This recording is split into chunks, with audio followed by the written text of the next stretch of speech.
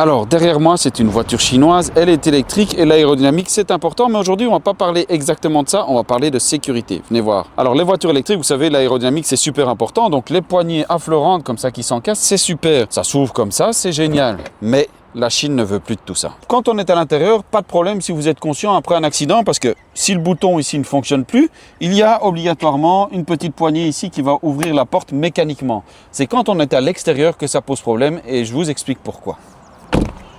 Quand la poignée est fermée, tout simplement, elle est affleurante. Ici, la voiture est allumée, active, la batterie est branchée, ça s'ouvre. Mais après un crash, généralement, il y a un coupe-circuit qui coupe l'alimentation électrique de la voiture.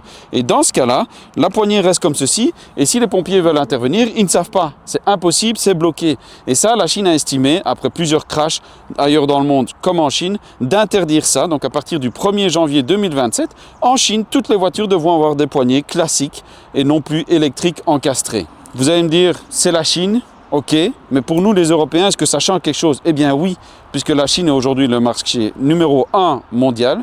Donc les constructeurs, quand ils vont devoir concevoir leur nouvelle voiture, ils devront la concevoir en une seule version de poignée pour tous les marchés mondiaux. Donc fini les poignées encastrées comme ici, ça on ne le verra bientôt plus.